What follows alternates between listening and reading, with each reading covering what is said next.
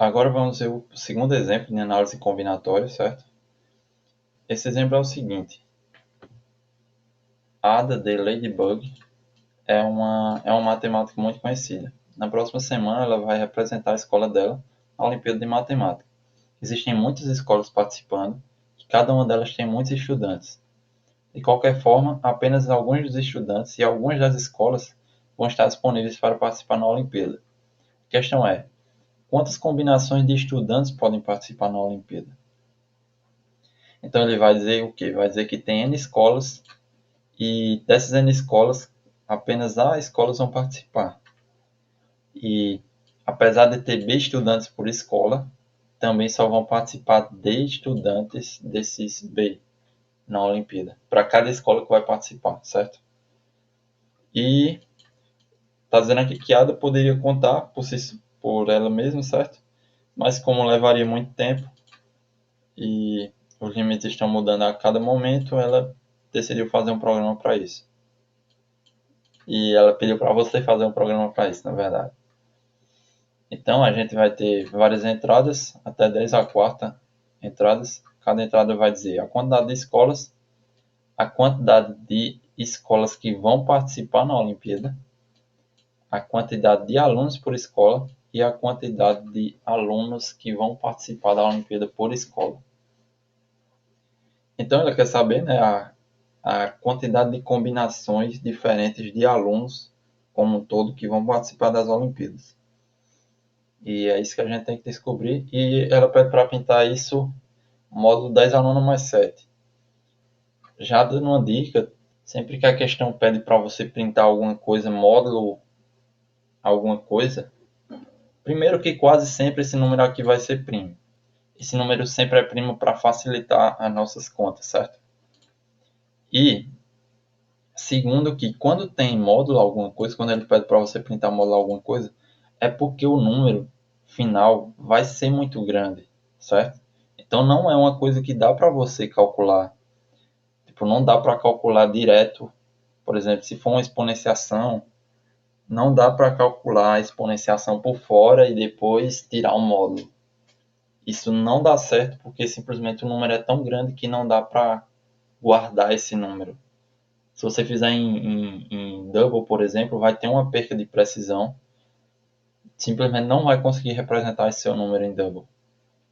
E se você fizer em Python alguma coisa, alguma exponenciação e depois tentar tirar o módulo, o Python até vai conseguir fazer. Em C++ e em Java não vai conseguir fazer, porque é diferente a representação de número.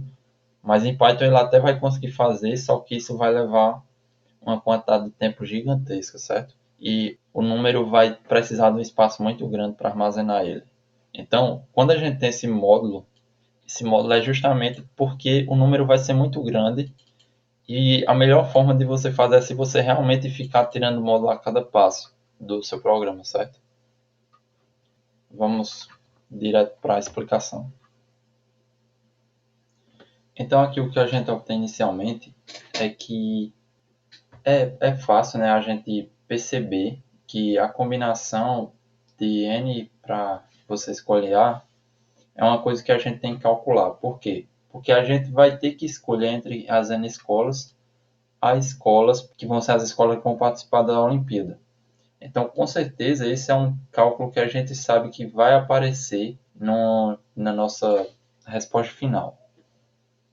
A gente também tem que ver que vai ser necessário calcular a combinação de B escolhe D. Por quê? Porque para cada escola a gente vai ter internamente o cálculo de, por exemplo, as possibilidades de eu escolher alunos dessa escola. E as possibilidades são, eu tenho B alunos e eu quero escolher D desses alunos. Então, isso daqui com certeza vai estar no nosso cálculo final. Então, só falta a gente ver que, como a combinação de B e D, B escolhe D, é a quantidade de possibilidades para cada escola, então a gente vai acabar contando essa combinação a vezes, certo? A gente vai multiplicar por... A gente vai ter a nossa resposta inicialmente, que vai ser as possibilidades de escolher as escolas. e depois, para cada uma dessas escolas, a gente vai ter a possibilidade de escolha dos alunos dessa escola, certo? Então, a gente vai acabar multiplicando essa combinação de B e D numa quantidade de vezes igual ao número de escolas, que é exatamente A. Então, no fim das contas, a gente vai ter a combinação de NA, que é a combinação, as possibilidades de escolher escolas, vezes combinação de BD, que é a possibilidade de escolher alunos já de uma escola, elevado a A, que é a quantidade de escolas, certo? Basicamente isso. Primeira coisa que eu tenho para dizer, uma coisa boa é você ter esse tipo de método aqui, que ele já tira um módulo, certo? Ele tira um módulo e ele soma mais módulo. Por que, que eu faço essa soma aqui? Porque talvez esse módulo dê um número negativo. E se ele dá um número negativo, não vale. Se ele dá um número negativo, não é um número negativo que a gente quer na nossa resposta. Então a gente soma o módulo para que esse número negativo vire positivo de novo e a gente possa tirar módulo novo, certo? Então, basicamente, esse daqui é o módulo que a gente é o método que a gente usa para tirar módulo de algum número, certo? E agora vamos para essa parte aqui. Não, na verdade vamos para a parte da combinação. Combinação, como a gente sabe, é o quê? Se a gente tem uma combinação de A para B, certo? É igual a A fatorial dividido por B fatorial vezes A menos B fatorial. Aí o que é que a gente sabe? Tipo, a gente não pode dividir, não existe divisão por módulo, certo? Não existe eu não posso pegar o fatorial de A e dividir pelo fatorial de B e tirar módulo. Isso não faz muito sentido no processo matemático. Mas existe uma coisa que eu consigo fazer, que é encontrar o inverso de um número, o chamado inverso modular. Por exemplo, se eu tenho o inverso modular do fatorial de B, então eu posso multiplicar ele pelo fatorial de A, e é como se eu estivesse dividindo por B, certo? Então, meio que a minha resposta, em vez de ser fatorial de A dividido por fatorial de B vezes fatorial de A menos B, então vai ser fatorial de A vezes o inverso fatorial de B vezes o inverso fatorial de A menos B. Tranquilo? Agora, a gente tem que ver essa parte do inverso modular. Meio que existe uma forma de inverso modular que é pelo GCD estendido, pelo algoritmo do GCD estendido. Mas essa forma não é a forma mais simples de codar, certo? A forma mais simples de codar é através do pequeno teorema de Fermat, que acaba nos dando o seguinte: se eu quero um inverso modular de A, módulo M, módulo mod, se esse mod for primo, basta eu fazer A elevado a mod menos 2. E tudo isso modulado com mod, certo? Então, fica bem simples para eu conseguir o inverso modular desse jeito.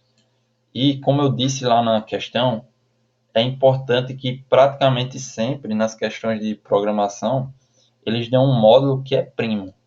Eu digo praticamente sempre porque pode existir algum exemplo que o módulo não é primo, mas isso é basicamente algo muito raro e seria, quando acontece isso, meio que o autor do problema está tentando dar algum tipo de pegadinha e isso não é muito bem visto nos sites de competição. Então, praticamente sempre o módulo vai ser um número primo. Isso daí vocês podem assumir que se não for um módulo primo, provavelmente vai dar problema, certo? Porque seria algum tipo de bait na questão.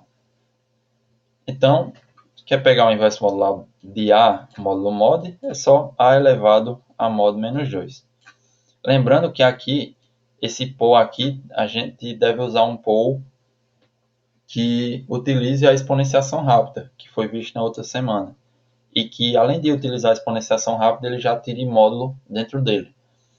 E Eu não sabia disso, mas eu acabei descobrindo que Python, o próprio pool de Python, se você colocar 3 argumentos, no caso a base, o expoente e o módulo, ele já utiliza o algoritmo de exponenciação rápida por você, então você não precisa implementar. Mas, nas linguagens C++, Java, você vai precisar implementar, e é bom saber implementar isso, certo? Então, voltando, aqui eu calculei tanto o fatorial quanto o inverso do fatorial de cada número, certo? Fatorial é bem fácil, fatorial de 0 eu coloquei que é 1 e o inverso fatorial de 0 eu coloquei que é 1. Aí, fatorial de cada número vai ser igual ao fatorial do número anterior vezes o próprio número. E o inverso fatorial de i vai ser o próprio inverso modular do fatorial de i. Então, aqui a gente consegue a combinação de maneira fácil também. Então, aqui, essa fórmula aqui, esse while true, try e except, é uma forma da gente conseguir pegar a entrada em Python até que não exista mais entrada para ser pega, certo?